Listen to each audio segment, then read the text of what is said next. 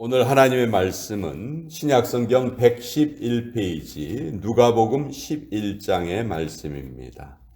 누가복음 11장 5절에서 13절까지의 말씀입니다. 신약성경 111페이지 누가복음 11장 11장 5절에서 13절까지 누가복음 11장 5절에서 13절까지의 말씀입니다. 자, 우리 5절부터 13절까지 같이 읽겠습니다. 시작. 또 이르시되 너희 중에 누가 벗이 있는데 밤중에 그에게 가서 말하기를 벗이여 떡 세 덩이를 내게 구워달라. 내 벗이 여행 중에 내게 왔으나 내가 먹일 것이 없노라 하면 그가 안에서 대답하여 이르되 나를 괴롭게 하지 말라. 문이 이미 닫혔고 아이들이 나와 함께 침실에 누웠으니 일어나 내게 줄 수가 없노라 하겠느냐. 내가 너희에게 말하노니 비록 벗됨으로 인하여서는 일어나서 주지 아니할지라도 그 간청함을 인하여 일어나 그 요구대로 주리라. 내가 또 너희에게 이르노니 구하라 그러면 너희에게 주실 것이요 찾으라 그러면 찾아낼 것이요 문을 두드리라 그러면 너희에게 열릴 것이니 구하는 이마다 받을 것이요 찾는 이는 찾아낼 것이요 두드리는 이에게는 열릴 것이니라. 너희 중에 아버지 된 자로서 누가 아들이 생선을 달라 하는데 생선 대신에 뱀을 주며 알을 달라 하는데 전갈을 주겠느냐. 너희가 악할지라도 좋은 것을 자식에게 줄 알거든 하물며 너희 하늘 아버지께서 구하는 자에게 성령을 주시지 않겠느냐 하시니라. 하나님의 말씀입니다. 아멘. 자, 우리 성도의 삶에서 정말 빼놓을 수 없는 것이 기도입니다. 그렇죠?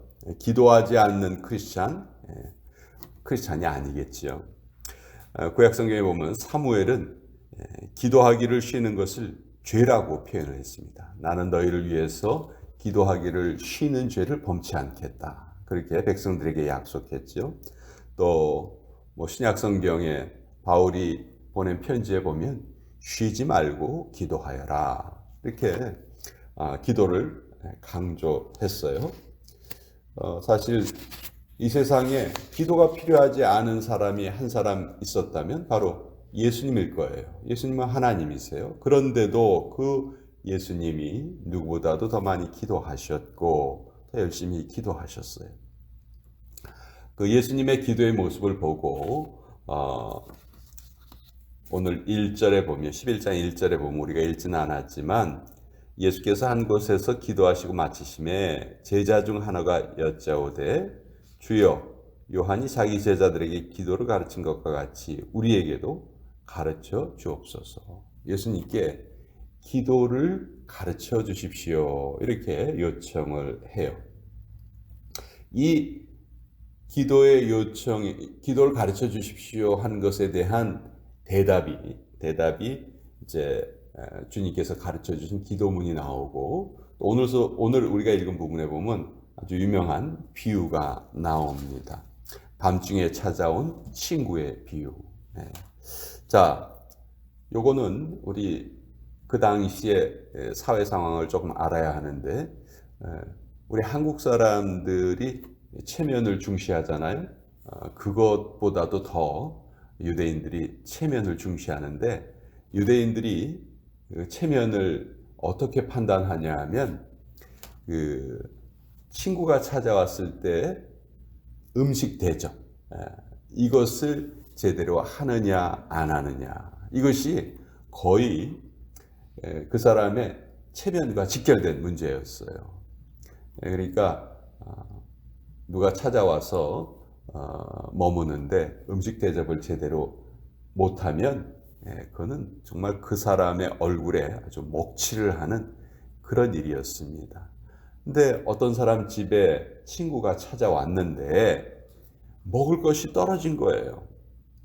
8절에 보면 내 벗이 여행 중에 내게 왔으나 내가 먹일 것이 없노라. 그러니 내가 이 사람을 대접해야 하는데 지금 당장 먹일 것이 없으니 네가 가지고 있는 떡을 좀 세 덩이만 나에게 좀 다오. 이렇게 부탁을 하는 거예요. 근데 지금 이 시간이 어느 시간이냐 하면 아주 한밤중에 아주 밤이 깊은 시간입니다. 이미 집집마다 다 문을 닫았고요. 또 유대인의 가옥 구조는 방 한 칸짜리 집에서 사는 경우가 대부분이었고, 또 문가 쪽에는 아이들을 재우는 경우가 일반적이었다고 해요. 그러니 그 문을 열려면 그 아이들을 다 지나가야 하는데 아이들이 또 밤에 깨기도 하고 그러겠죠. 그러니까 영 불편하단 말이에요. 예. 그렇지만 그렇다고 해서 그렇게 밤중에 찾아온 친구의 그 간절한 청을 거절하겠느냐. 그러면서 이제 8절이 아주 논란이 많은 구절인데, 내가 너희에게 말하노니 비록 벗됨으로 인하여서는 일어나서 주지 아니할지라도 그 간청함을 인하여 일어나 그 요구대로 주리라. 여기 보면 이제 간청함이라는 단어가 나오는데, 사실 이 간청함이라는 단어는 성경 전체에서 딱 요 구절에만 한 번 쓰였어요. 그래서 우리가 이 구절을 그냥 언뜻 읽었을 때는 때를 쓰듯이 열심히 구하면 구하는 대로 이루어지는구나. 우리 한국인의 심성하고도 또 많이 연결이 되죠. 그렇게 잘못 해석하는 경우가 참 많았습니다. 근데 이것은 결코 그런 뜻이 아니다 하는 것을 우리가 정확하게 알아야 돼요. 이 비유의 주인공은 누구냐 하면요, 8절의 주인공은 누구냐 하면 그 한밤중에 찾아온 친구에게 자기 자신이 일어나서 떡을 주는 게 아주 불편하지만 그럼에도 일어나서 떡을 내어주는 그 주인이 이 비유의 주인공이에요. 우리가 이것을 잘못 해석하면 찾아와가지고 야, 떡 좀 줘. 떡. 나 지금 누굴 먹여야 되는데 떡이 없어. 빨리 떡 줘. 이렇게 간청하는 사람을 주인공으로 잘못 오해할 수 있어요. 간청하는 사람이 주인공이 아니고 그렇게 간청하는 사람에게 자기가 일어나서 그걸 주는 것이 불편함에도 불구하고 일어나서 주는 그 주인, 그 주인의 성품, 그것이 이 비유의 핵심이에요. 그러면서 예수님께서 사람이라 할지라도, 온전하지 못한 사람이라 할지라도 그런 품성을 가지고 있는 사람은 약한 자를 도와주는데 하늘에 계신 아버지는 도대체 얼마나 우리를 더 도와주시겠느냐. 아버지의 성품을 믿고 기도하여라. 그러니까 예수님께서 가르쳐 주신 기도의 핵심은 뭐냐면 하나님의 성품을 생각하라. 그래서 그 다음에 나오는 구절이 구하라, 찾으라, 두드리라. 이것도 우리가 잘못 생각하면 그냥 하나님께 때를 쓰듯이 기도하면 이루어지는구나. 그게 아니고요. 우리가 구하는 것을 받아들여 주시고 그것을 불쌍히 여겨 주시는 하나님의 성품, 그 하나님의 성품을 너희가 깨닫고 기도하여라. 그러니까 우리는 어떤 일이 이루어지지 않으면 우리의 정성이 부족한가 보다. 자꾸 우리에게 초점을 맞추고 기도하려고 해요. 그것이 아니고 하나님은 우리의 작은 신음소리도 다 들으시는 분이고 구하지 않는 것까지도 다 알고 계시는 그런 하나님이시다. 그래서 예수님은 하나님을 아버지라고 우리에게 알려주셨죠. 그러면서 11절서부터 13절까지 참 은혜로운 말씀이 이어집니다.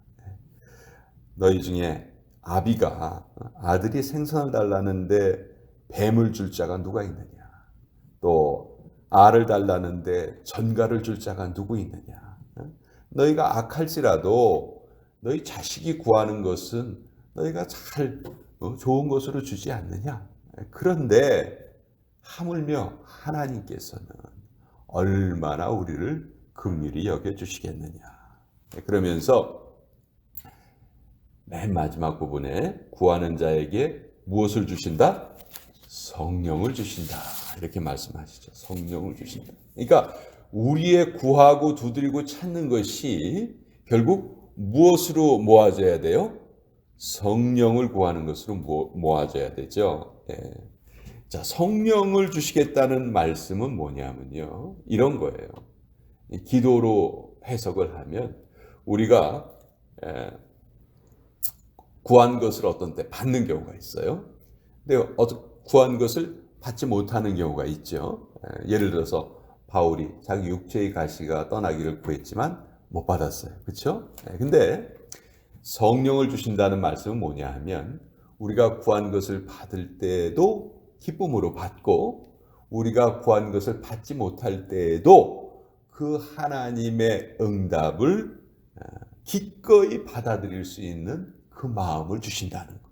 그러니까 우리의 기도는 응답받지 못하는 기도가 없어요. 우리의 기도는 늘 우리는 어떻게 생각하냐면 예스만을 응답이라고 생각하는데 하나님의 응답은 예스만이 아니죠. 예스인 경우도 있어요. 그렇지만 기다려라 하시는 경우도 있고요. 또 어떤 때는 no 하시는 경우도 있어요. 근데 이 세 가지가 전부 다 기도의 응답이에요. 근데 우리는 예스만 기도의 응답으로 생각하고 no나 기다려라는 응답으로 생각하지 않는 거죠. 이것은 성경이 가르치는 기도의 응답이 아닙니다. 자, 우리가 기도할 때 가장 중요한 것은 우리의 정성이 아니고 하나님의 성품이시다. 우리를 자녀로 인정해 주시는 하나님. 사실 그 한마디면은 모든 것이 다 해결된 거 아니에요? 근데 우리가 기도에 대해서 너무 이방신을 섬기는 사람들처럼 잘못된 인식을 가지고 있는 경우가 많다는 거죠. 그러면 기도 시간이 힘들고 괴로워요. 그러나 하나님의 성품을 묵상하면서 기도하면 그 기도 시간은 정말 너무너무 편안한 시간이고 기쁜 시간이고 우리의 마음이 다시 힘을 얻는 시간이다. 오늘도 우리가 기억해야 될 것은 딱 한 가지예요. 하나님이 바로 내 아버지시다. 그 한 가지를 기억하면 우리의 기도 시간뿐만이 아니고 우리의 삶 자체가 기쁨과 자신감으로 채워질 수 있다. 오늘 이 말씀을 여러분과 함께 같이 나누어 보았습니다.